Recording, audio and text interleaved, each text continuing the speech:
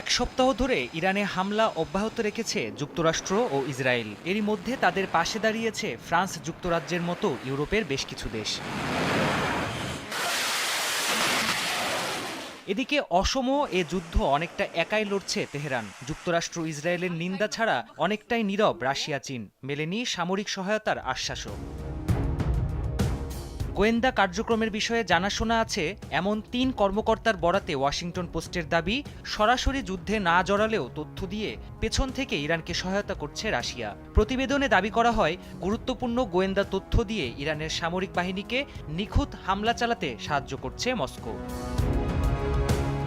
নাম প্রকাশে অনিচ্ছুক ওই কর্মকর্তারা জানান, উন্নত স্যাটেলাইট ব্যবস্থা থাকায় মধ্যপ্রাচ্যে মোতায়েন মার্কিন সেনা, যুদ্ধবিমান আর যুদ্ধজাহাজের অবস্থান সহজেই শনাক্ত করতে পারে মস্কো। আর এসব তথ্যই ইরানের সেনাবাহিনীকে জানিয়ে হামলায় সাহায্য করছে ক্রেমলিন।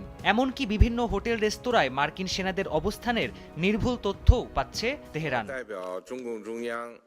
মার্কিন গোয়েন্দা তথ্য অনুযায়ী ইরানকে সাহায্য দিতে এগিয়ে আসছে চীনও। এরই মধ্যে আর্থিক সহায়তার পাশাপাশি বিভিন্ন সমরাস্ত্রের ক্ষুদ্র যন্ত্রাংশ পাঠিয়ে সাহায্যের প্রস্তুতি নেওয়া হচ্ছে। পাশাপাশি ইরানের ওপর নির্ভরশীল বেইজিং হরমুজ প্রণালী সচল রাখতেও চাপ দিচ্ছে। সাম্প্রতিক ভূরাজনৈতিক প্রেক্ষাপটে ইরানের সামরিক ও অর্থনৈতিক খাতে গুরুত্বপূর্ণ অবদান রয়েছে রাশিয়া চীনের। বেইজিংয়ের কাছে তেল বিক্রি করে ব্যাপক অর্থ সুবিধা পায় তেহরান, অপরদিকে গুরুত্বপূর্ণ সামরিক সরঞ্জাম দিয়ে সাহায্য করে রাশিয়া। প্রাণপ্রতিম কুণ্ডু, যমুনা নিউজ।